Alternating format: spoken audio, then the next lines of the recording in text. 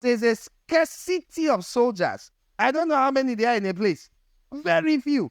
So if you think this is casual, is it believer? Then plenty. Disciple. This is an elite school. Servants. You can count. You know what you call a servant of God? How many are they? Do you know how many they should be? They are so few that 2 million can gather around one servant. That's how few they are. That's why they have to build mega churches. There's one person who laid down their life enough to obey enough to carry that amount of authority. Meanwhile, there should be many. So it's not an easy cadre to access. I didn't bother to talk about friends. To be friends with God, you don't call yourself his friend. He calls you. You have two clear examples that the Bible clearly says God's friend, Abraham. The Bible tells you that God is on his way to destroy Sodom and Gomorrah and says, let's stop by and let me gist about it with Abraham. How can I do it without telling him? That's a friend. This is not for the sake of sending him. He's not a servant. He's not sending Abraham to go and tell Sodom and Gomorrah anything. That would be a servant's job. He's gisting him about an upcoming event. Actually, this place that your nephew went to, those guys, they are so nasty. We were upstairs and we heard them screaming from downstairs. It's just bad. The screaming is non-stop. So I'm coming to check whether it's so. I think I'm going to obliterate them with a few rockets. Friend status. My Lord, please, can I ask, if they're up to 50 people, will you still do it? Well, you know you're the righteous God. You can't judge the wicked. I'll spare it if it's 50. What about 45? I'll spare it. What about 40? What about 30? I'll spare it. What about, forgive me. I've chosen to talk to God. Hey, okay, after this time, I'm not talking again. What if they are 10? Will you spare them and not wipe them out? Like a friend. I said, okay, I'll spare it if they're up to 10. And the Lord left, friend level. Moses, the Lord would, his siblings, his older siblings, the other young one that watched over his basket when he was a baby, the brother that is 3 years older than him, Aaron, Miriam and Aaron, his siblings are grumbling about Moses. Look at him. Is he the only one God uses? Him that went and married an Ethiopian. The Bible says, and God heard and was displeased. Can you picture all the times you have said bad things about someone? When did you ever hear God was displeased? The Bible says God summoned them. He said, meet me in the tent. Those guys were prophetic. Miriam, the Lord seeketh thee. I just had a trance. Aaron, come, the Lord is calling. Spiritual woman, prophetess. The Bible tells you she was a prophetess. Hey, the Lord must want to speak to us. I said it. They've summoned us to that tabernacle. Moses thinks it's only him, small boy. They got there, and the Lord was not smiling. In front of Moses, not behind. Take note. Moses is their younger brother. In front. God says, when there's a prophet among you, prophetess, when there's a prophet among you, I, the Lord, will reveal myself to him in a vision. I can almost see the Lord pacing. I'll speak to him in a dream. But this is not so with my servant Moses. He's pointing. Moses is there. He is faithful in all my house. I speak with him face to face. Take note, this is God talking, not Moses. Clearly and not in riddles. He sees the form of God. Why then were you unafraid to speak against my servant Moses? Who has the translation that has God discussing the issue at hand? Let's face reality. A frog does not jump in the daylight except something is chasing it. Would we have talked if there was not something to talk? Who sees where God addressed the issue? People, there's no discussing any issue. There's no issue. God seems to not be interested. It's not that. Were you not afraid to talk? You know how I talked to Moses, right? You've been watching it all these years.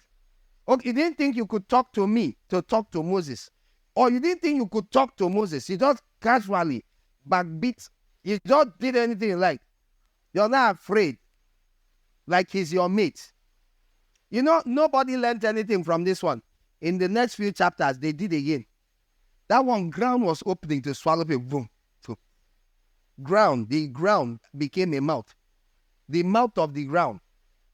God did not, the ones that were not swallowed up, everybody knows about the ground opening to swallow those Dathan and Abiram. What about the fire that went forth to burn 250 of them, sorry.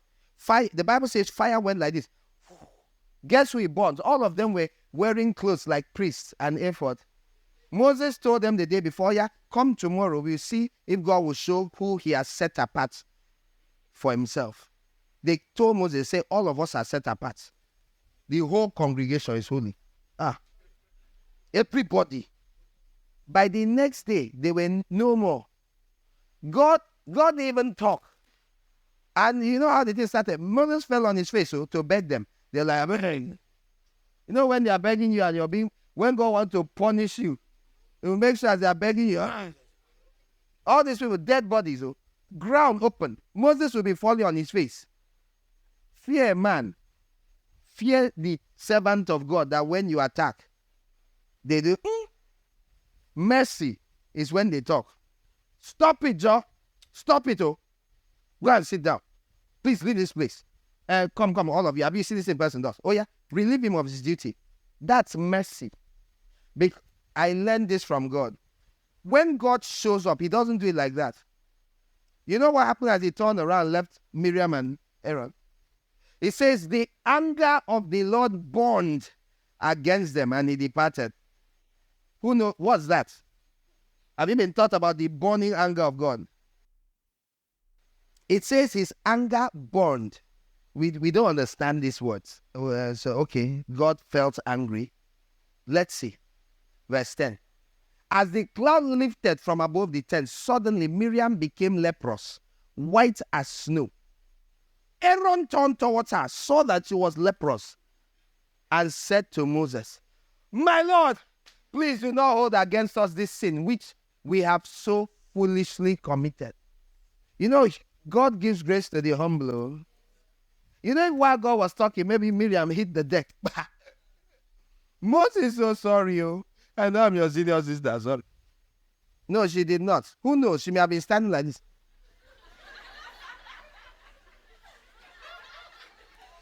All we know is that God was just angry small. And it became, when fire burned someone, you become white. She became white. Now, Aaron was the high priest. I've given other explanations before. Amongst other things, he can't have leprosy. And I've told you before, I'm almost absolutely sure that it was Miriam whose mouth was running. We know Aaron was inclined to be a yes man now. Have you not met Aaron? He was inclined. I'm saying with all due respect. Aaron is the guy that Moses went up the mountain. When he came down, there was a golden calf. And they asked him, why would you do this? He said, they gave me gold. I threw it into the fire, and out of it came a calf. I tell you that I don't even know how this calf. I don't know where this calf come from. Come, who see where this calf from? Come. Aaron tended to be like that, a bit weak-willed. What trouble do you hear Aaron causing? The only trouble he caused, someone push him. Typically. So I suspect this is their older sister who was struggling. Maybe didn't like the new wife someday, I don't know. Or if he was even a new wife. And so I suspect, because why is it her? The only thing is the other one's ear was likely available. So these are my suspicions. I may be wrong, but I think so. And apart from that, high priest with leprosy, it won't happen. There's what consecration does too. Many people don't know it. Sometimes you hear a servant of God did something and you're sure there will be this severe punishment. They will be, but not then. It will come later. While they have duties to carry out, God will have to cover them for the sake of the job. That's a little of the explanation. Let me just tell you that. Sometimes their discipline is waiting for later. But you, Miriam, who do you say you are again? Yes, you're a prophetess, but I did not make you. You don't appear before me. You know Aaron was appearing before the Lord every year. So there's something that happens with appearing before the Lord. She didn't have it. Leprosy was her portion. The same Moses started begging. And God heard him. Gave her 1 week to stay outside. He answered him. He said, even if it's just her human father that spat and said, "Twah," wouldn't she be deemed unclean for 7 days? Wouldn't she be disgraced? In other words, I am the Most High God. Can I not spit? I just spat. Leprosy. I just... So this is God's spit. It transformed her into white. He said, keep her outside the camp. She had offended, and the Lord was not pleased. This is a bit of what friendship with God can entail. Now, if you want to become a friend, so people will be flogged for you, that's not the point. The point of being a friend is found at the end of Deuteronomy, where it says that the Lord spoke with Moses face to face like a friend. That's the point of the friendship. Forget about this discipline. Focus rather on the fact that God will speak to him face, just like he spoke to Abraham. There's a friendliness that came. Doesn't mean God was no more his God. It doesn't mean you can talk casually. One of those days they have a conversation. Moses is so carried away as he sees the promised land and says, please now let me enter. And the Lord tells him, hey, don't ever raise that issue again. While they were backward. So it doesn't mean when you're a friend of God, it means you take him for granted. You don't dare take him for granted. There's no time he stops being God. The difference is that he will gist you things that you don't even have.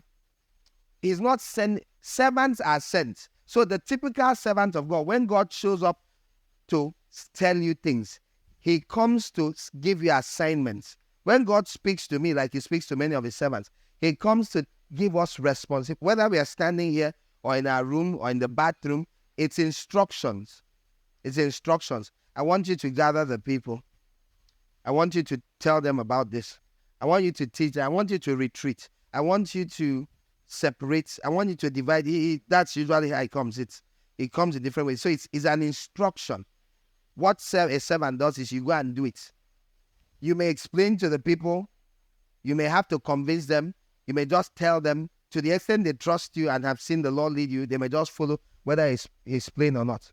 Okay. But when it's a friendship level communication, there's no need. It's not an assignment. It's gist.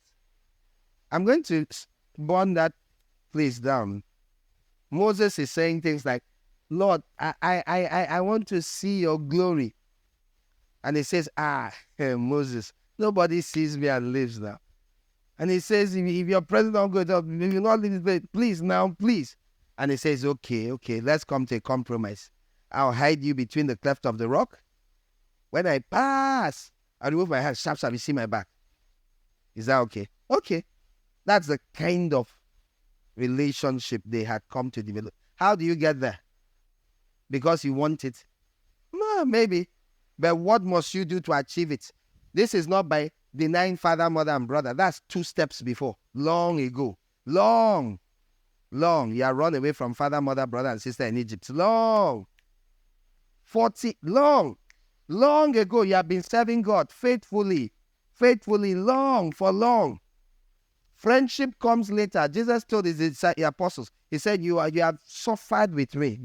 You've been with me through my trials. So nobody even stands a chance of being a friend of God if you haven't suffered for him. Now, you can't go and make yourself suffer. It's the sufferings you go through as you're seeking to please him. That's what will give you friendship status.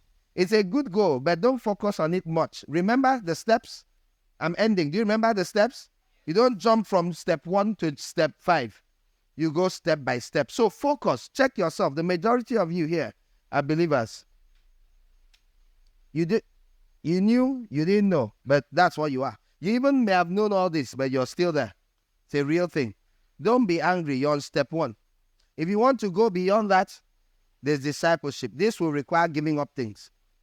This does not mean you call your parents and say, you know what, I deny you. That's not what it means at all.